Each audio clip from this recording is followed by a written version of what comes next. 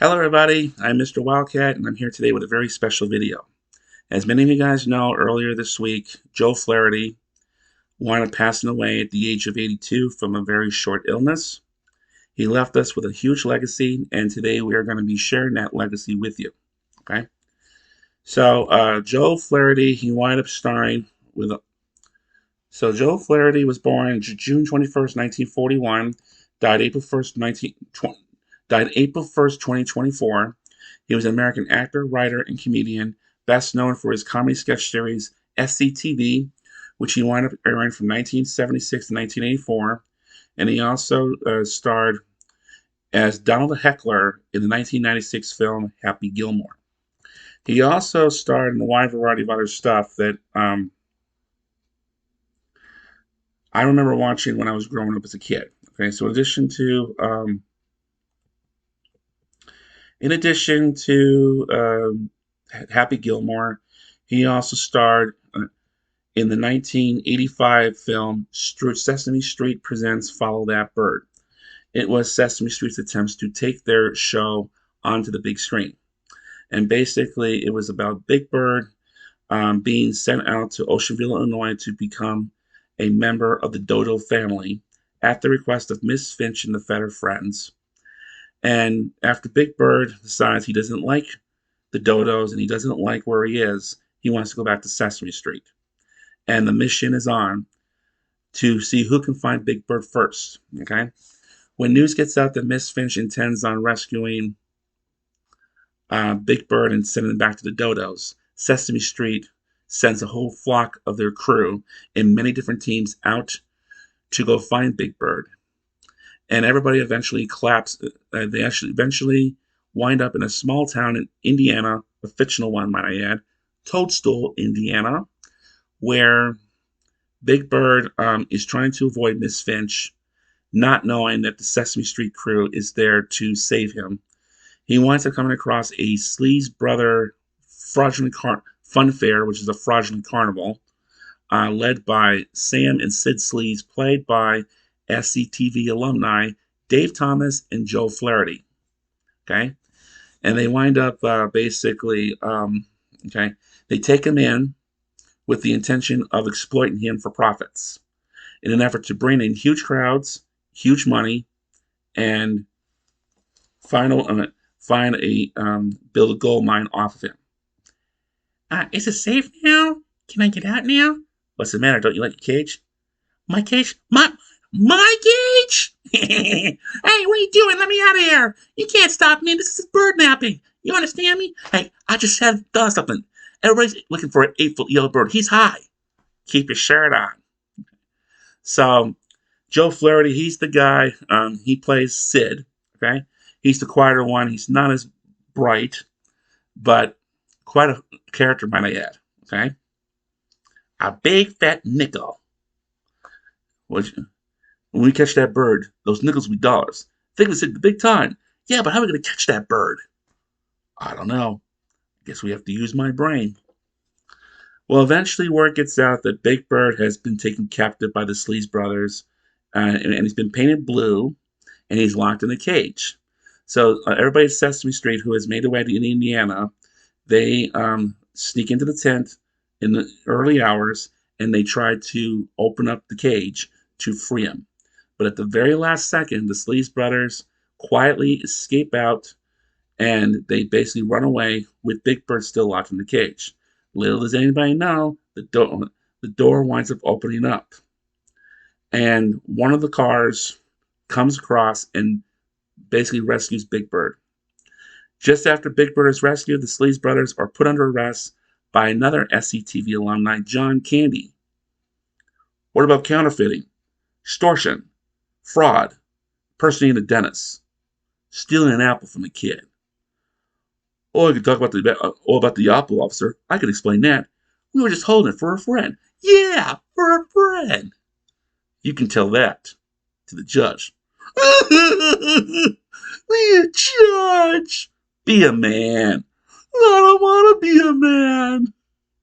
Shut up, Sid, shut up. Judge to jail. That was Joe Flaherty right there in the film. And I remember watching this, even though this film came out about a year before I was born. I remember watching this film heavily when I was a little kid, as much as 35 years ago, dating back to around 88, 89. Remember watching this film nonstop. Okay? This was my first introduction to Joe Flaherty. Okay? He also did another film that I wound up watching called Speed Zone, which was the third installment of the Cannonball franchise. But they were forced to strip the Cannonball name from their film title here in the States because the people who were in charge of the Cannonball franchise, they were not very happy about how the final cut turned out. Film didn't do they didn't do very good at the box office, and it didn't get very good reviews from the critics. But as a 14-year-old watching it for the first time, I absolutely loved it. All right. Joe Flaherty plays one of the drivers who winds up having to participate in the race after the original Cannonball drivers get arrested and their cars impounded during a siege the night before the race kicks off. So Joe Flaherty and a bunch of others, including John Candy and Brian George and Donna Dixon, they wind up having to participate in the race as well. Okay. I'll attach a clip to that video. There's a copy of Speed Zone available online. I'll attach a clip to it so you guys can have an idea of what the film's about in case you have not seen it. I would recommend it though. I absolutely loved it. You don't have to like it, but I sure did. Okay. And then of course there's that infamous film Happy Gilmore from 1996. Joe Flaherty plays he plays Donald the Heckler. So basically set the scene on Happy Gilmore. He tries out for the Boston Bruins in the National Hockey League. He gets rejected. And his grandmother, her house is being impounded by the IRS because she has not paid back her back taxes. And she has to pay close to $300,000 by a certain specific date in order for her to, otherwise the IRS is going to auction her house off to somebody else. And being impressed by the way that Happy Gilmore can swing a golf putt, he gets talked into playing professional golf where there's huge paychecks involved for those who play and win. So he wants to become a professional golfer. He wows a whole bunch of people in the audience, except for this one guy, Shooter McGavin, played by Christopher McDonald. He's not too happy with the fact that, with the way that Happy Gilmore is playing the game or showing the game, and he wants Happy Gilmore off the tour. So he hires his heckler, Donald, to try to distract him, make him play horrible, and make him eventually break his balls to a point where he can't stand anymore and winds up punching somebody. Okay? You will not make this putt, you jackass. Okay? You're going to need a blanket and suntan lotion because you're never going to get off that beach just like you never got into the NHL, you jackass. And then by the end of the game, by the end of that match, okay, by the way, did I mention that Happy Gilmore is playing with this game? The golfers are playing with celebrity partners, and Bob Barker from The Price is Right is assigned to play with Happy Gilmore. And of course, Bob Barker gets really angry with Happy Gilmore, especially now that both of them are dead last. And Happy Gilmore winds up punching Bob Barker instead of the heckler. Okay? So Donald, he invites Shooter McGavin to go out to the Red Lobster, but no, Shooter McGavin has to go over to the golf offices because he wants to be there when Happy Gilmore gets kicked off the tour. He doesn't actually get kicked off the tour. He actually just gets suspended for a matchup that he can't afford to miss. Okay, so that is let's see. Those are some of the most famous things. So SCTV, for those who have never seen it, it's Canada's version of Saturday Night Live. Okay, he starred in there with a wide variety of other people. It wound up airing from 1976 to 1984, and it's one of the rare examples of a Canadian show that moved successfully to U.S. television, where it wound up airing on NBC from 1981 to 1983. Some of the other people that he wound up starring with on SCTV included, but not limited to, John Candy, Robin Duke, Eugene Levy, Dave Thomas, Andrew Martin, Rick Moranis, Catherine O'Hara, Harold Ramis, and Martin Short. Some of these people winded up starring um, on both SCTV and Saturday Night Live, but not at the same time. Okay?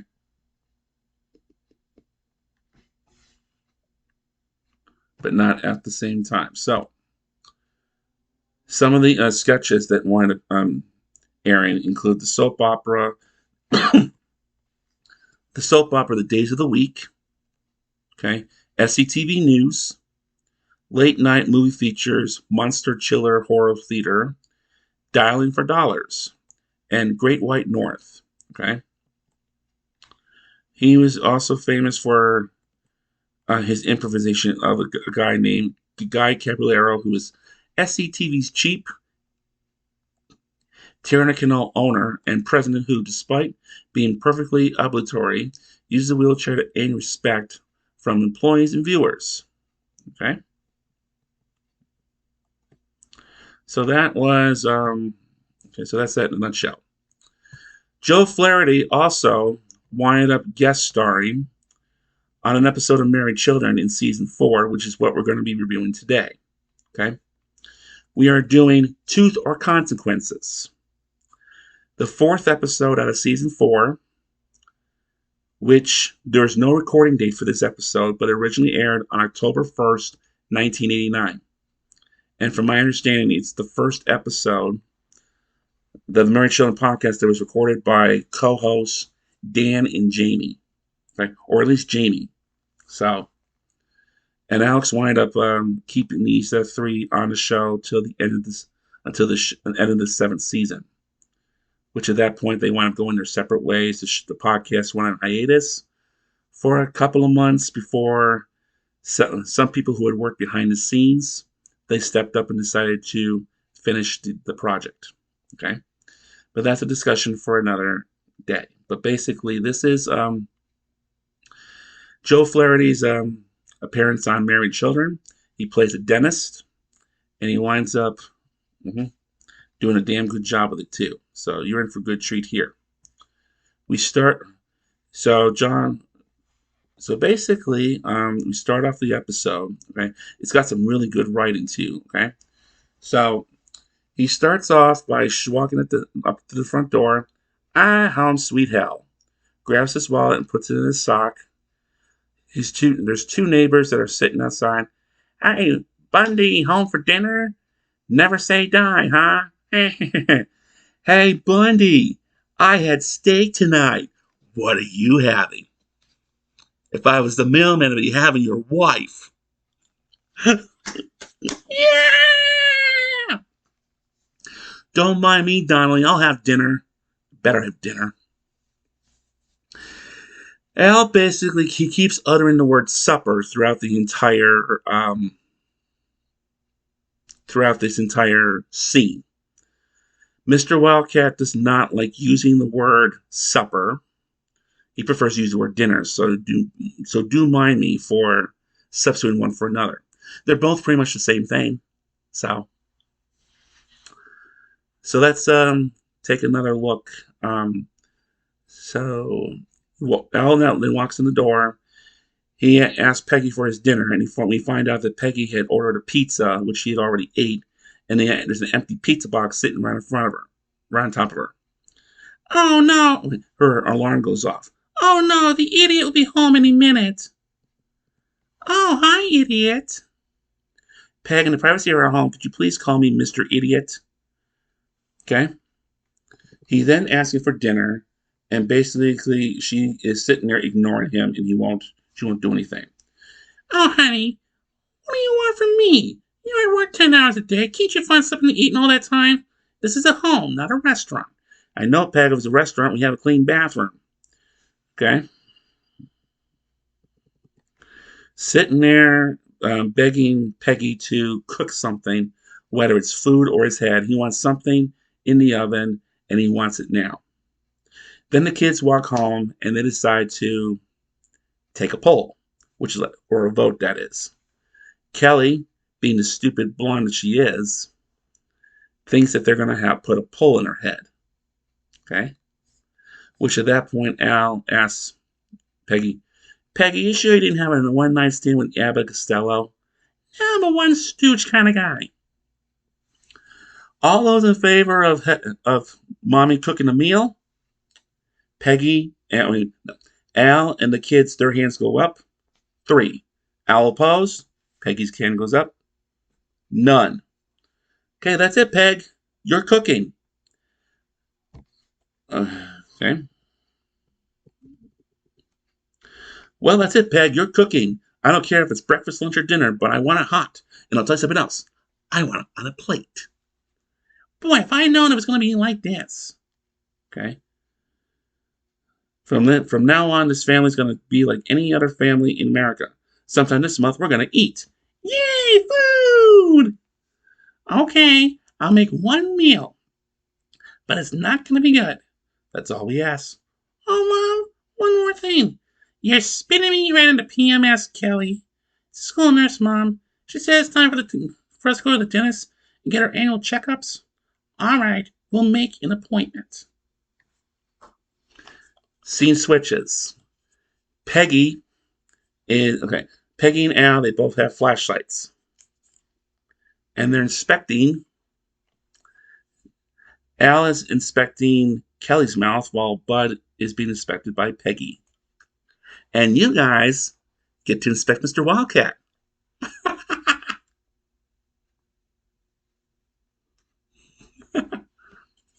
Well, I should definitely pass. I just had my teeth done the other day. Okay. While Peggy and Al have the flashlights down the kids' throats, Marcy and Steve decide to walk in the door. What are you doing? Giving the kids their dental checkups? Excellent, Bud. As usual. Beautiful, Kelly. Good girl. Okay, Garrett. Okay, kids. Go upstairs and we'll forge your dental forms in the morning. Well, that wasn't so bad. Thank God we didn't need tetanus shots.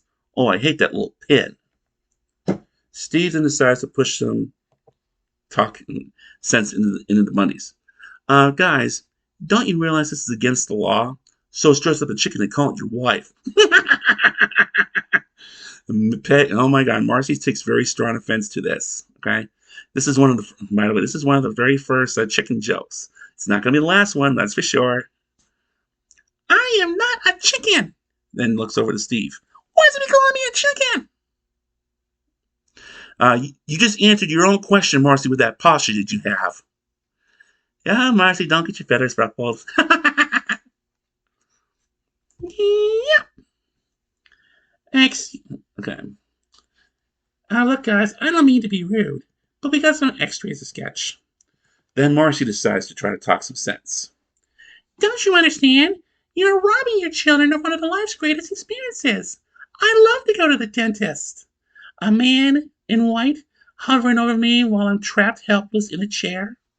He cleans me. He flosses me. His instrument's alive in my mouth. And just when I think I can't take anymore, he says, good girl, Marcy. You can spit now.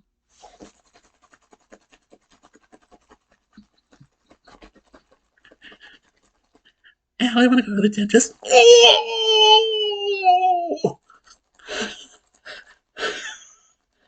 Oh, yes! I'm sorry, guys. Marcy really knows how to turn me on. Or at least her fantasies really know how to turn me on. Okay? We haven't seen... This might be one of her first fantasies, but it's definitely not going to be our last. And you've seen and you know what I've done every time she's done a fantasy. So, talks about her experience about sitting in a chair, cleans and flosses, his instruments alive in her pants. Ooh. Okay, are you touching yourself? No. Yeah. And just when I think you can't take anymore, he says, "Good girl, Marcy. You can spit now." And then Al and Peggy, they're sitting there in awe. Okay, well, Al's in disgust while Marcy is really turned on. Al, I want to go to the dentist. Well, you should. Everybody should see their dentist at least twice a month. I mean, year. And I'm proud to say I haven't had a cavity since I was 10 years old. So what? I haven't had a cavity my whole life and I've never been to the dentist. And you still have the delightful breath. How you know you haven't had a cavity?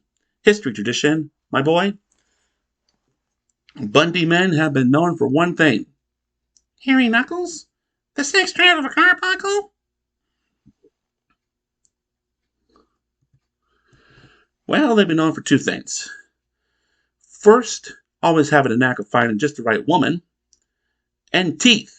Big, strong choppers. Go ahead, Marcy. Look at him.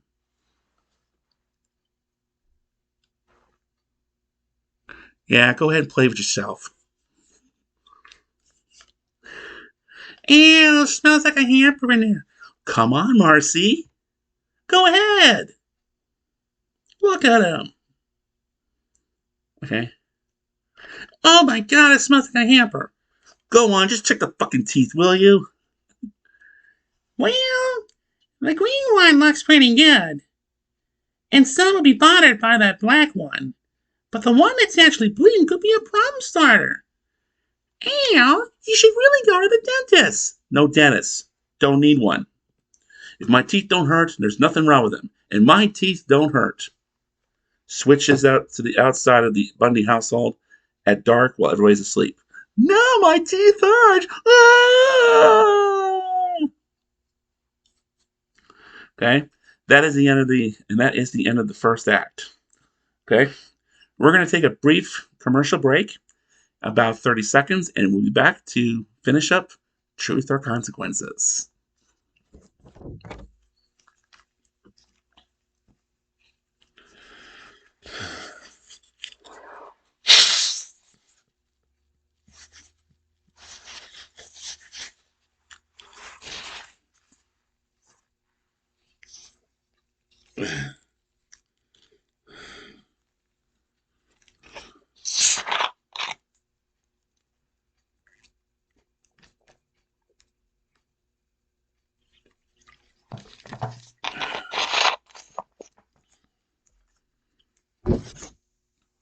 And we're back. All right, heading into the second act. Al's teeth is such in horrible pain, he decides to get out of bed and come down the stairs while he's holding his jaw. While he comes down the stairs, he notices that Kelly is on the couch having sex with one of her boyfriends, Bill. Okay? Okay? Al sees this and turns the light on. Kelly realizes that it's what is happening and taps Bill to get off him, but he doesn't budge. Al then interrupts, which gets Bill's attention. Hey, Mr. Bundy. I'm Bill. Oh, hello, Bill. I'm Kelly's father. Okay? This is some weather we're having here, aren't we? Aren't we, Bill? You know, it's funny. It's almost 1 o'clock in the morning and you were kissing my daughter. Oh, darn, Bill, it's so late. I thought it would be open. There you go. And he throws Bill right out the door. Now, this is the first time that we actually see. This is one of many signature things that we see Al doing throughout the entire show's run, which is throwing Kelly's boyfriends out the door. Other examples, he walks, just him walking in the door, the audience goes wild. He puts his hands down his pants while sitting on the couch. That causes an audience applause. He gets up and grabs a newspaper and starts walking to the bathroom. That is a audience applause as well. And then this one right here, especially when every guy who's had a teenage daughter has always wanted to do this. Okay.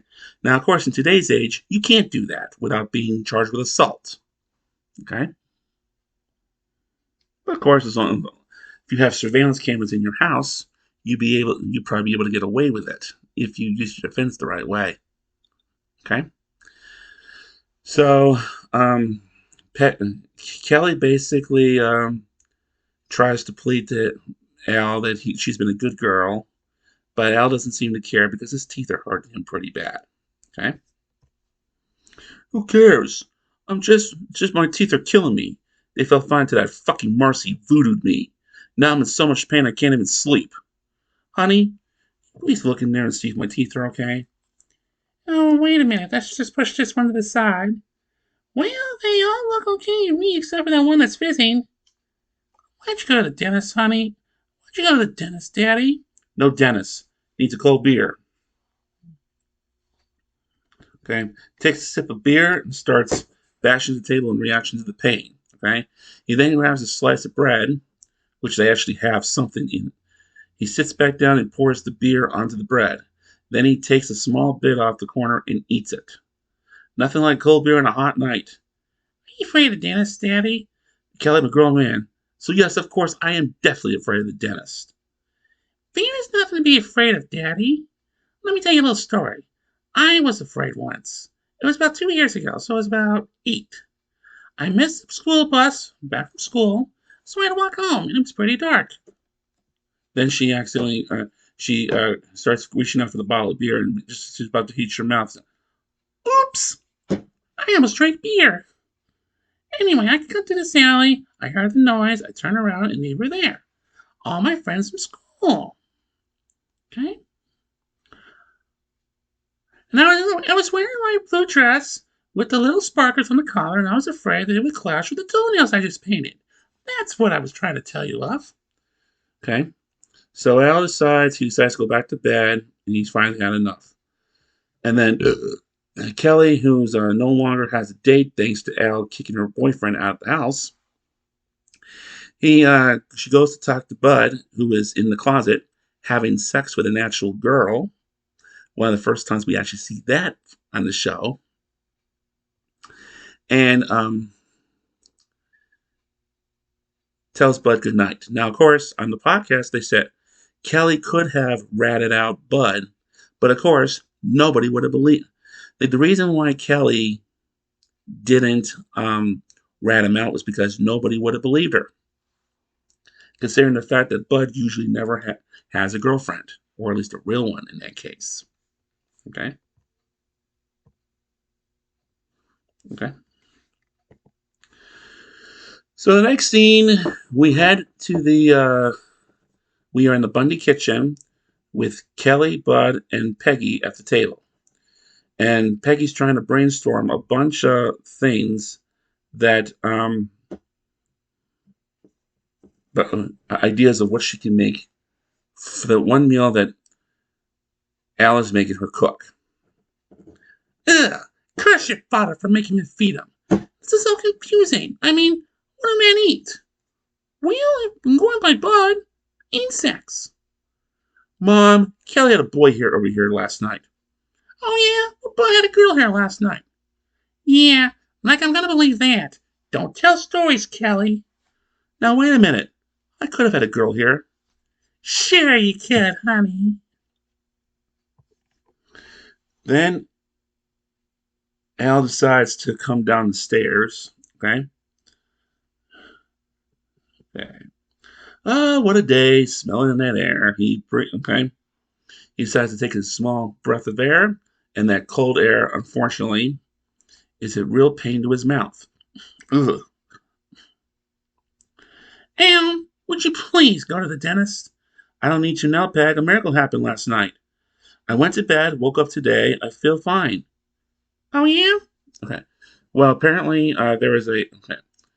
Peggy had a glass. For some reason, she has a glass of ice with nothing in it sitting on the table. Okay? She wants him to eat the ice. Oh, yeah? Eat this ice. Okay? Oh, no, Peg, just put it in the bag. I'll eat it on my way to work. Eat it now, Al. Already? Takes one ice cube, puts it in his mouth. Oh my God, he decides to run into, he heads out to the garage, shuts the door, where he doesn't think anybody's listening. But of course, Peg and the kids can definitely hear him screaming. Ah, my teeth! Oh God, take my life! The pain! I can't stand the pain! See, no problem. Ow! You have a 2:30 appointment with Marcy's dentist. Now, here's the address, and if you need a loved one to pick you up, here's the bus schedule.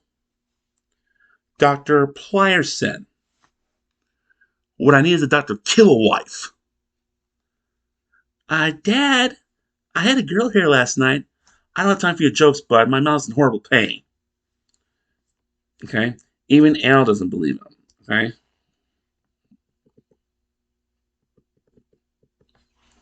And Bud winds up in a very upset mouth. Very upset tone. But of course, even if Al did believe Bud, he wouldn't have. Okay, I don't know if he really would believe him or not, because the pain in his mouth right there is killing him pretty bad. Okay, we then head to the dentist's office.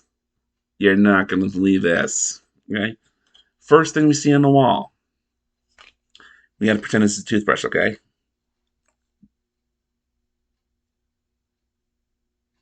Okay. Marcy with her toothbrush, and underneath it says "Mouth of the Month."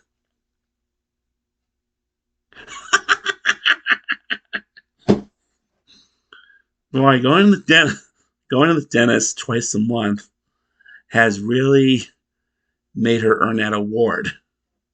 Okay, you think by now Dr. Plarson would have his dick in her? Too soon.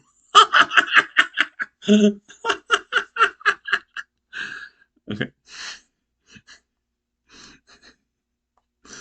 I mean, Marcy will be divorced by the end of the season. Okay, so can't have the doc, can't have the doctor inside of her just yet. Okay, we have the nurse, who's played by Tracy Lords, lures Al into the room. Okay. Yeah, next, Mr. Bundy. I'm a little nervous. He walks inside carrying a toy duck and a balloon tied to his stick. Can I have the ducky now? There's a little boy there who really needs it. Tough. Oh, come on now. You have nothing to be afraid of. You won't feel a thing. What's this for? Oh, just to suck up the blood. And nurse, this dentist, he's a really good one, right? Don't worry, Mr. Bundy. Doctor's just wonderful. Look at these. Okay. Okay. Now, of course, her name is TC. Okay. She wants Al to look at her teeth, while the only thing Al can see are her boobs.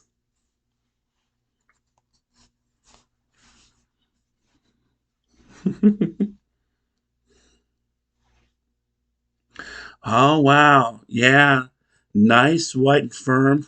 Those babies should last you a lifetime. I brush them every day. I would too if they were mine. What are we talking? Al, are you seriously suggesting that TC she brushes her breasts on a daily basis?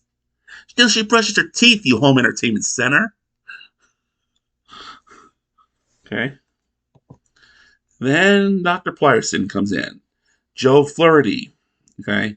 He makes his introduction into the show. All right, Okay.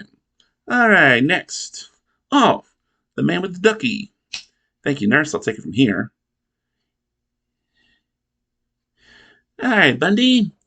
Let's see what you got for me. Open up. No. Oh, come on, Bundy. I'm a pro. I've seen all and done it all. Come on, open up. Al opens up his mouth. Ah! Mother of all creatures, big and small. Is it bad? Ah, no, not really. TC? Yes? Nurse, I want you to bring in one of those big bips in here and a big one of those drop cloths to the floor. Hey, Doc, I'm thinking. I don't eat. I got no reason to smile. What say, let them drop out naturally. I mail them to you. You drill them, fill them, mail them back to me. Now, Bundy, I think we might be able to save a few of those babies. What do you say, huh? I'll Novocaine you up. Okay. I'll Novocaine you up. And I'll have a couple of drinks and neither one was a feel of faint, huh? Next scene.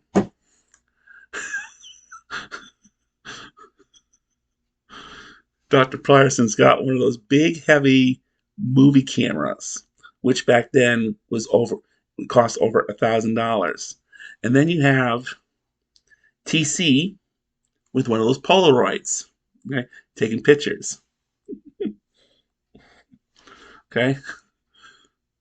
Wait, are they doing X-rays? Or are they? What are they doing here? Uh, this is a good example of a Letterman quiz. What are they doing? Are they A, taking A, shooting a porn movie, B, doing a cheap way of X-rays, or C,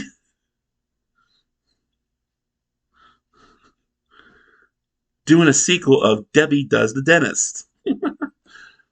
Or, okay, it's probably their way of showing, like, their way of probably recording the biggest challenge that the two of them have had to deal with. It's probably what they're doing here. Okay. All right. Now make sure you get ahead of the shot so that we know it's a human mouth. All right, Bundy. Let's get down to business. You numb yet? Yeah. You? Close enough. Takes a drink and throws the cup away. Oh, honey. It's a doctor in the office, sweet cheeks. Before we move any further, the doctor is dating his nurse. That's pretty fucked up stuff right there. Truly. Okay. We'll find out alone what's going on. All right. Oh, honey. It's a doctor in the office, sweet cheeks. I'm sorry. Anyhow, doctor, I'm going to go home and slip into something more comfortable. Do you want to pick up some videos? Yeah. But, get something mild. I'm going to be up to my elbows in blood in a minute.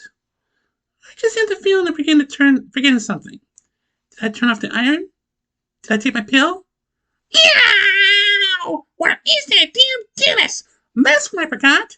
Mrs. Hicklebones is spitting out teeth out there like a popcorn machine. Oh, yeah, give her a Sports Illustrated and tell her I'll be right there. Yeah, sure, let her rot. Women, they're the lowest forms of life. You married, Bundy? Look in these eyes. Yeah, and me, I'm recently divorced. She got me for 1.5 mil. Now, I'm not bitter. She gave up her very promising career as a waitress to become my wife for about 6 to 12 months. That's almost half a year, you know. 1.5 mil! No, take it easy, Doc. Take it easy. I found in my life you can't live in the past, or the present or the future. But you can spend some quality time in a newsstand reading dirty magazines. Yeah? They can't take a copy of Honey away from you, can they? Bundy, you're an okay Joe. Tell you what I'm going to do. I'm not going to dig too deep. I'll do what I can. You won't feel a thing. Ah, thank you. Doctor, it's your ex-wife's attorney on line 1. Great. By the way, I bought this with your credit card, Doctor. She She comes in wearing a fur coat, by the way. I bought this with your credit card, Dr. Honey. Is it okay? Yes, it's better than the one you bought yesterday. And more expensive? You go digging. What do you want? I got a dying guy in a chair here. No, absolutely not. No. She's already got it. She's got them too. Baseball card collection? Oh no. I'll give her the $150 it's worth. She wants the cards. Why? Because she knows I like them. Okay. You tell her to take those fucking cards and I hope she chokes on them. God, I love those cards. I spent my whole life collecting those cards. Doctor, I think the Novocaine's starting to wear off a little bit. Shut up, Bundy. Just shut up. I'm so mad, I'm shaking. Why don't we wait till you calm down? Ah! Now, Dr. Plyerson, he gets a call from his ex's attorney, who demands a bunch of other stuff, which he already has. And then he basically she insists on having his baseball card collection, which he wound up spending his whole life collecting. And instead of offering her $150 to leave that alone, she wants the actual cards. And now that she's actually got actual possession of them, it's really made him really mad. And the only way to pour out his frustration is by taking a drill and working on Al's mouth in a very upset and pissed off tone. And apparently, okay, and while he's doing it in a very angry mode. And Al's trying to do everything he can to stop him until he calms down. And his frustration really shows when he screws up Al's mouth. And it's so bad that when the camera looks over to the wall and he sees Marcy's mouth of the month picture, okay, the picture, okay, the drill is so horrible sounding, it splatters the picture. And just like that, Marcy is no longer the mouth of the month. Okay. We then head to the final scene in the Bundy household. Kitchen table's full of food. We have a turkey, we have mashed potatoes, we have stuffing, we have, I think it's some cranberry sauce or stuff like that. Bud and Kelly are happily sitting at it, ready to eat. Peggy is standing there with an electric knife cutting into a big, well, it says chicken, but I think it's a turkey. It's either turkey or chicken, one of the two. Okay. Well, what a memory this will be. If I didn't still have pimples, I think this would be a dream. Yeah, well, just don't bring your rumbling little stomachs around from Thanksgiving because after today, Mommy has hung up her oven. Al, here's your stinking meal. I hope you're happy. Then it's time to eat. So basically, Al winds up coming down the stairs, okay, while everybody else starts to eat. Al comes down the stairs crying, carrying the balloon and the ducky that he had carried with him into the dentist's office. His mouth is now full of cotton wool, and he has a bandage tied around his mouth, around his head and jaw. Okay? And he can hardly talk at all. Oh, pig! What you cook for? You know I can't eat. Oh, look at all this food. Stop babbling now. I can't understand a word you say. Yeah? Well, can you understand this? I want another meal when I can actually eat the food. Pass the mashed potatoes, Bud. Give me corn. This is unacceptable. I'm the man of the house here. Kids, your daddy's right. This is very unfair to your father, and we cannot enjoy my meal with him like this. So Peggy and Bud, they go and grab Al's chair. They turn it around so he's not able to look at them eat, and then they go back to eating their food. And that is the end of the episode.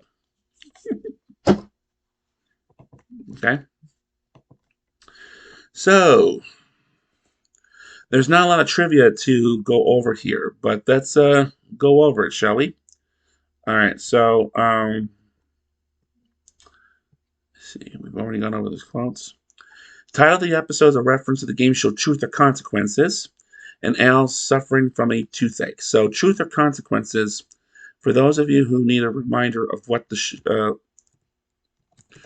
who have never heard of it, okay, it is it's the game show that Bob Barker wound up hosting before hosting The Price is Right. Okay, it was a game show that was created by Ralph Edwards, and it wound up running, okay, on the radio from 1940 to 1957, and then it wound up airing on television in various different runs between 1950 and 1988, airing on CBS, NBC, and syndication. Okay, the show as a whole ran from March 23rd, 1940 through February 26, 1988. Okay.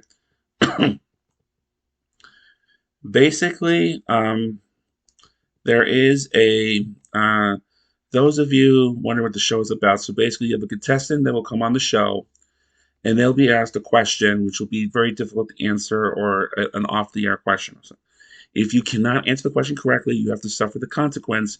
You have to complete a very humiliating act in order to win a prize or some money, okay, for the show.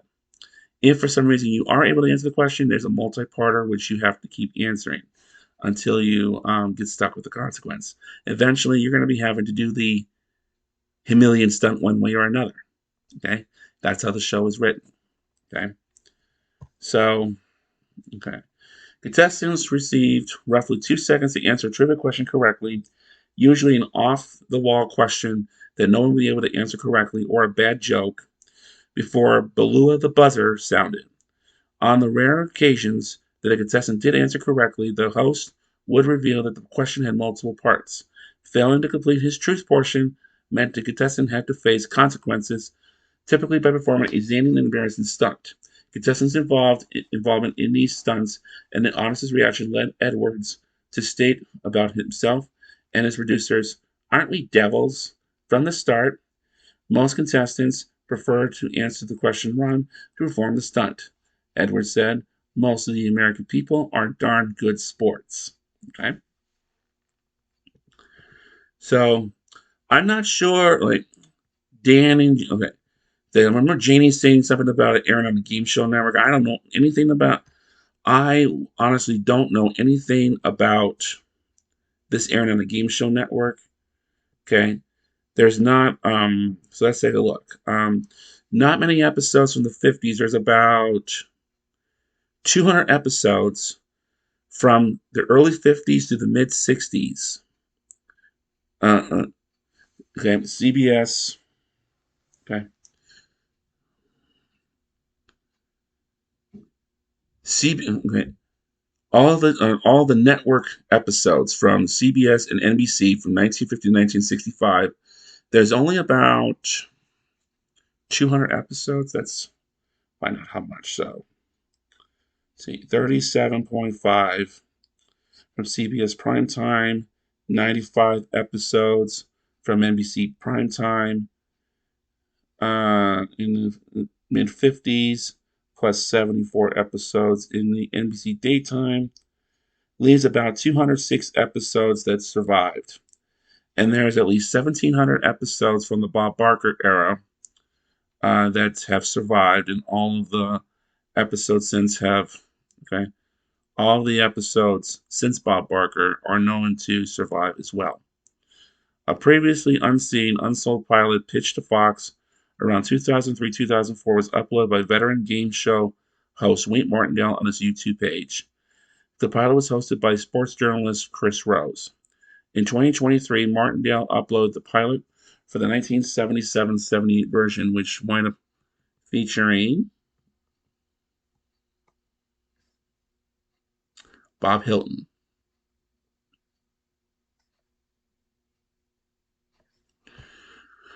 who in today's age is still alive. Okay, but basically, yeah, they basically did mention about back in the day, back in the 50s, that is, they would do a lot of cigarettes. All right, a lot of cigarettes companies, they sponsored these old time game shows, and they even gave cigarettes away as consolation prizes. Of course, this would be back in the 60s, or back in the 50s. Okay, and even into the 60s, of course. In 1971, Richard Nixon and the U.S. Congress, they both passed a law which would basically bar tobacco ads from airing on television or radio, effective effective January 1st, 1972. So what would happen is that in the during Johnny Carson's Tonight Show would basically premiere at 11:30. Okay, and you would have 30 minutes of programming before you hit midnight. Okay, and there would be a commercial break or two in between that during that time frame. And what happened was you had all these cigarette companies.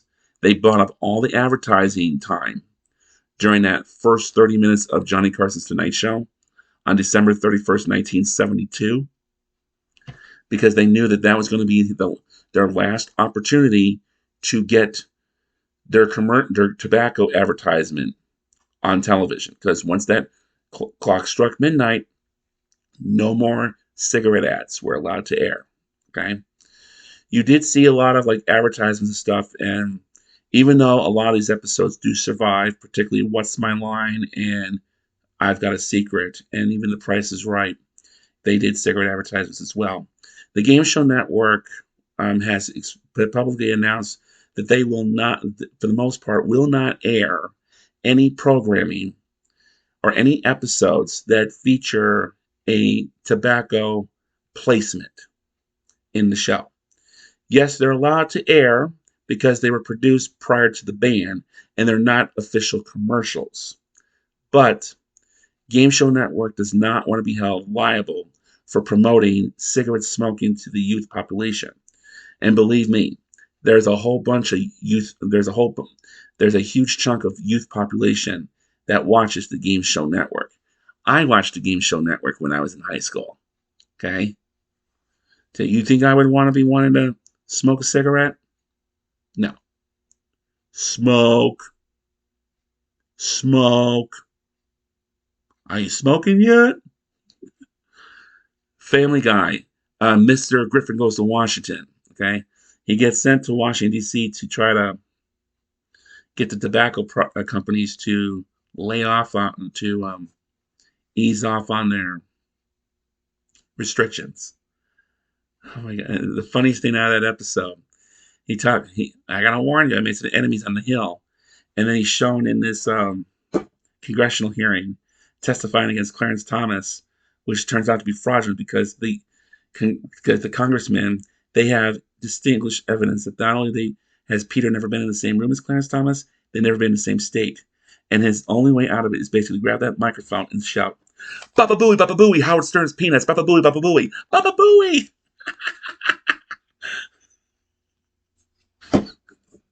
Okay.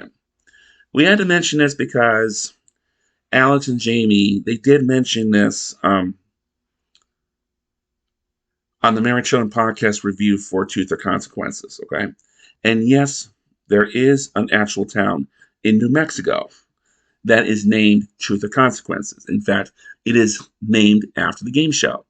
In 1950, there is a small town in southwestern New Mexico called Hot Springs that was why they changed their name, and one of the candidates, one of the ideas was Truth or Consequences, which wound up winning approval. And guess what? It got renamed Truth or Consequences. And as of the 2020 census, it has a population of just over 6,000 people. So that goes to show you the power of game shows, at least back in the day. Okay. So that's Truth or Consequence. If you want to learn more about Truth or Consequences, go find my video on my tribute to Bob Barker, which I did last August when Bob Barker passed away. Okay, you will not be disappointed on that. Let's see. I think we're done with that. So, okay.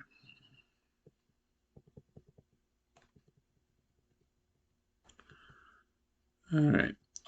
Al mentions that Al works 10 hours a day at Gary's Shoes and Accessories for Today's Women. If Al is only off on Sundays, as mentioned in the previous episode, Buck Saves Day, That would mean Al works 60 hours per week. Okay. Now, I'm not sure how it would work at the shoe store, but I know there's a lot of retailers out there and companies and stuff that they're required by a law, and there's also laws out there that would require you to be paid overtime if you worked more than 40 hours in a given week. And I don't know if these 10 hours means that he works the full 10 hours, he gets paid for those 10 hours, or if he's forced to take a lunch break. Okay. And even if he has a lunch break, he probably doesn't get paid half the time to even eat something. Okay.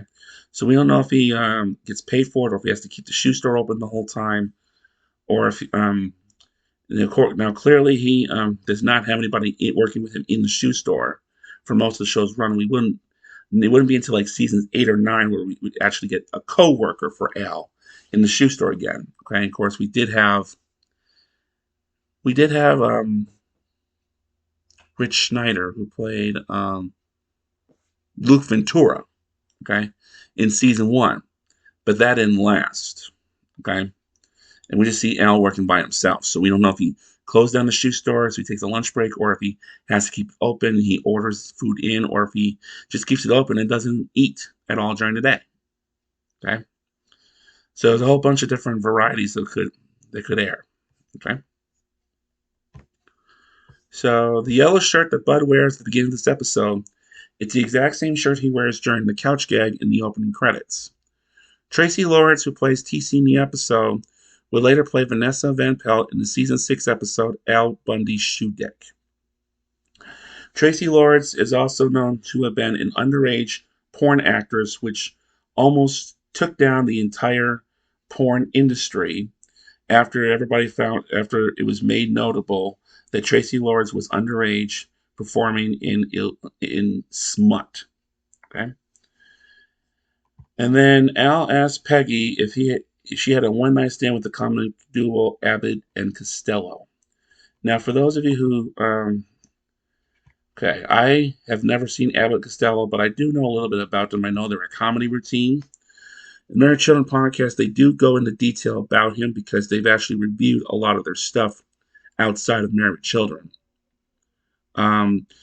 It's Bud Abbott and Lou Costello who performed together from 1935 to 1957. It would be like an earlier version of Rowan and Martin, Dan Rowan and Dick Martin from Rowan and Martin's Laugh-In that aired on NBC from 1968 to 1973.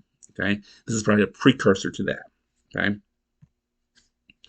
except they wound up starring a wide variety of films. Abbott Costello Meet Frankenstein, Abbott Costello Meet the Killer, Boris Karloff. You would have Abbott Costello Meet the Invisible Man. You have Buck's Privates Come Home. Abbott Costello Goes to Mars. The Time of the Wives. Okay, a bunch of films that they had also starred in as well. They have the most famous. Okay, their most famous comedy segment is Who's on First. Is considered one of the greatest comedy routines of all time, a version of which appears in the 1945 film The Naughty Nineties. Now, the Who's on First segment, okay, is heavily mentioned in the 1988 Best Picture Rain Man, in which Dustin Hoffman wins an Academy Award for Best Actor. And Dustin Hoffman, he plays Raymond Babbitt, who is an autism patient who is very he's very stubborn he's set to a very fixed schedule, and any disturbances of the schedule it would cause him to create a panic. Okay, we have to watch People's Court by a certain time. We have to watch Shell Descent. You watch this and this and this. You do this or this. You have to eat food this way or this way. You have to eat this on this day, etc., etc. Okay. Raymond memorizes the Who's on First segment, left and right. And by the end of the film, his brother Charlie had got him a copy of the Naughty Nineties, okay, which includes that Who's on First, that he always liked. Right? Hello, Raymond. Once you feel more comfortable in your everyday Kmart clothes, tell him, Raymond, Kmart sucks. Probably my most favorite line out of that whole film. Kmart sucks. Just like Costco sucks. And I don't even have to be paid to say that. But I tell you one thing, it really does hurt me very okay when I have a coworker, okay, I have this one coworker who works the service desk at Sam's Club who preaches about how much she loves Costco. If you really have to say that, take off your please take your vest off when you say that. It is so disturbing. Okay. Anyway, so that's the Abbott Costello. So let's go into my review for this episode. Okay. Apparently, I had seen. All right.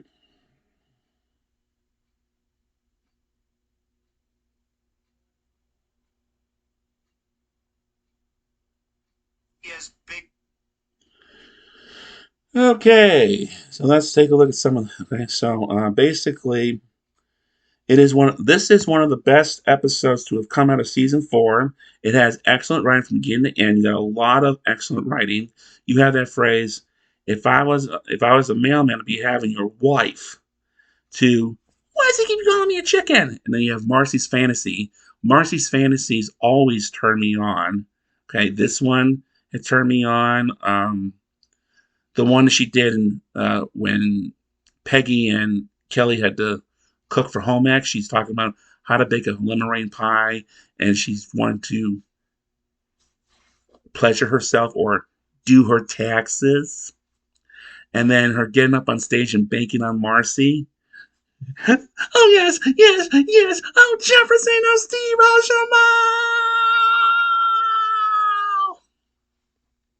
Jamal. Okay, so why is he calling me a chicken? So stressed with chicken and calling your wife. Okay, these are the best known ones. So before listening to the podcast for this episode, I never knew that Tracy Lords had done porn underage and almost destroyed the entire industry.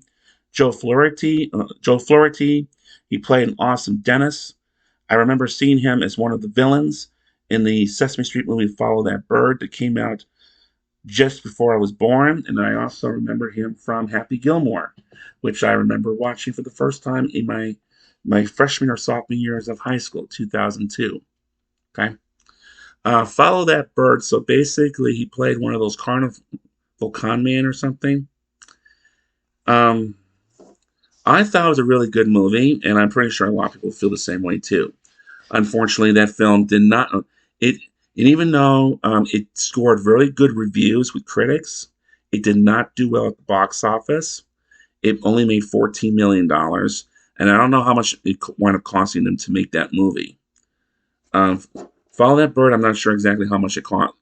It would cost them to make Follow That Bird, but they only made $14 million, which was considered a flop, and it discouraged Sesame Street and the Children's Television Network from doing any further films.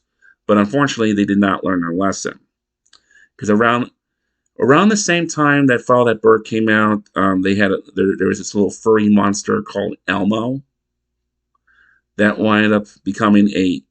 Okay, thankfully he did not have any speaking roles in that Follow That Bird movie, which is why I like it. But it became a huge nuisance as time went on. In fact, by the mid to late 90s, he began. Sesame Street took a quarter of the last quarter of their show and converted it into a segment for Elmo's World.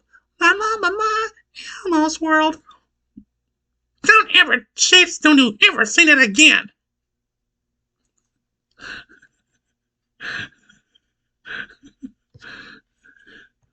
But they did a really okay.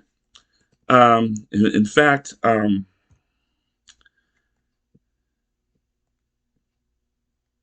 Elmo's success. Oh my lord. Okay. So Elmo first was introduced in 1980, and he became a regular on the show in 1985. Um, Prior to 2017, it was a 15-minute segment, but got reduced to 5 minutes after a backlash from um, after children's television after PBS received huge backlash from parents. Okay, he's a very obnoxious, high-pitched falsetto voice. Frequently refers to himself in the third person. This is why my father hates him. I can not understand why. Even I can't stand the little bastard. Okay, but he does. But he's been parodied really well on The Simpsons. There's this episode where Homer becomes a missionary overseas, and he winds up pissing off the PBS community by pledging a false donation. Okay, Oscar the Grouch crashes his trash can into the church. Give us the money. Elmo knows where you live. But anyway, they never learned. Okay, Elmo became a huge popular icon by the late 90s. You not only had the Tickle Me Elmo doll, but you also had, but it inspired Sesame Street to create another movie centered around Elmo called, what's it called?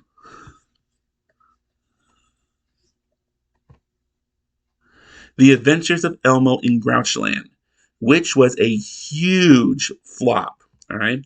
This film came out approximately 10 years after the original release of the Merry Children's Truth or Consequences. So October 1st, 1999, made on a $26 million budget, only grossed $11.7 million. I'm proud to say I've never seen this episode, never seen this film. It was Warner Bros. That did the first Big Bird movie. It was Columbia and Sony that did the second one. Okay. So at least they were willing to take the flop. All right. And I don't know why anybody would want to stay in Elmo. But I can tell you I'm going to tell you the one good thing about Elmo. All right. This sounds a little disturbing, but it has to be said. All right.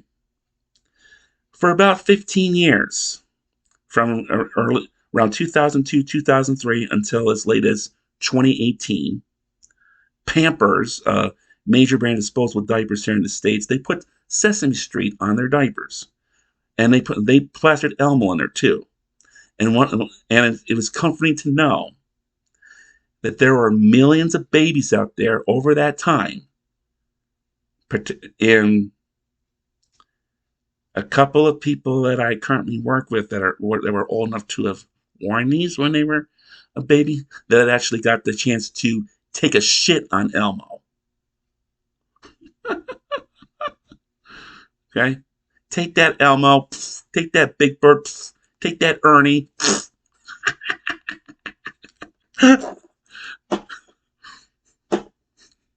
Okay?